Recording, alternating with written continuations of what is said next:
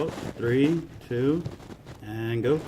Good afternoon, class. My name is Alexis Peschel, and today we're going to be talking about triangles in architecture. My group members are Leon and Alfonso, Bianca, Caitlin, myself, Elizabeth, and Roger. And the Florida State Center we will be discussing today is classify, construct, and describe triangles that are right, acute, obtuse, scalene, isosceles, and equilateral.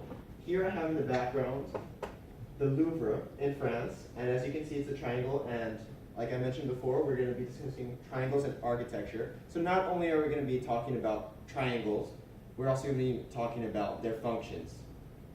Next slide. Okay, so the first one we'll be discussing is the scalene triangle. What is a scalene triangle? A scalene triangle is one in which none of the sides are equal to each other. For example, this one is much smaller than this one, which is also much smaller than this one, while this one, for example, is much larger than these two. Also, none of the angles are equal. So this one is smaller than this one, which is obtuse, and also smaller than that one. So this one's acute, and obtuse. However, they all have different angle measurements. Okay, next slide. Okay, so how is the scalene triangle used in architecture? Well, it isn't easy, because as you can see, the scalene triangle has different sides and different angles, so it can't really support the weight as a right triangle could or any other kind of triangle. So it's kind of weird. Usually it's not found in architecture easily. However, we can see it in buildings such as this one, which are kind of modern, kind of artistic in a way. So you have this one, and then here's another example of a building with a scalene triangle. And that's it for scalene triangles. Now, Miss Elizabeth with you. Hi, I'm Miss Elizabeth, and I will be introducing to you acute triangles in architecture. An acute triangle is a triangle in which all the angles are less than 90 degrees. For example, as we see in this picture, each angle is less than 90 degrees. This symbol right here, if you were to put your hand as an L, you would know that it means less than 90 degrees. Acute triangles in architecture. Acute triangles are effective tools in architecture, as we see in this building. It shows support and stability, as all the angles are less than 90 degrees, making an acute triangle. And now on to Ms. Caitlin.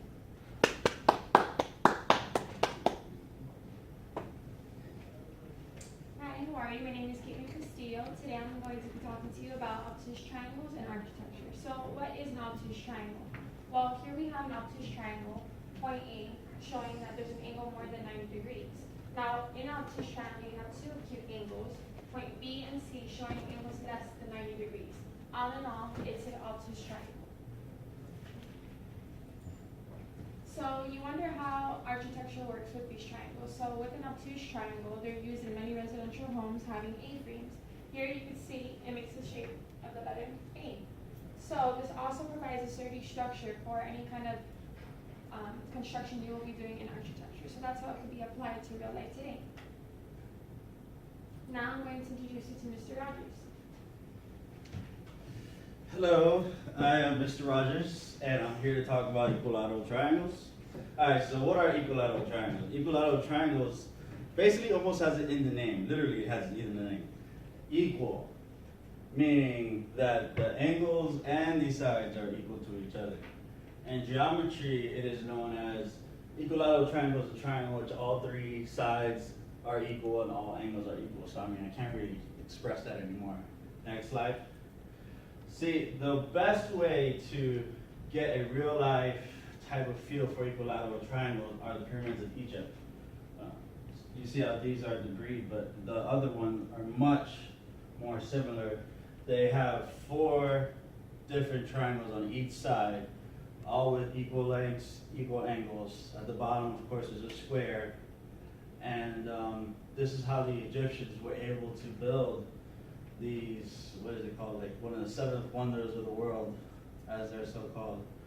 Now I'm going to go ahead and pass it off to Ms. Bianca Campio.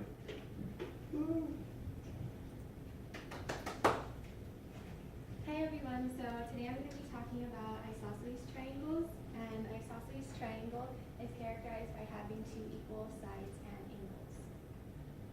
And we can see an isosceles triangle in the Flatiron Building in Manhattan, New York. It's built on a triangular block so unique to its structure. And now I'm going to be introducing Nanette from there. Hello everyone, Miss Alfonso here, and today I'm going to speak to you about right triangles. Right triangles is a triangle that contains a 90-degree angle, such as this one right here. A right triangle can never be equilateral, since the hypotenuse, which is the opposite side to where the angle is always longer than the two other sides where the angle is located. However, it can be an isosceles triangle if the two sides that include the right angle, such as this one, are equal in length. So as you can see, these two have the equal sides onto where the angle is. And a fun fact is that two isosceles right triangles can even make a square. And when two of the same length ones are combined, or if you combine two of these, which they have unequal sides, they can even make a rectangle.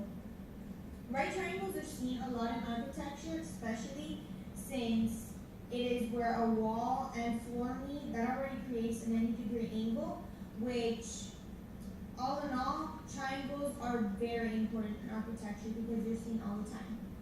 Well, that's my little lesson on right triangles, and hope you learned a little something. Thank you.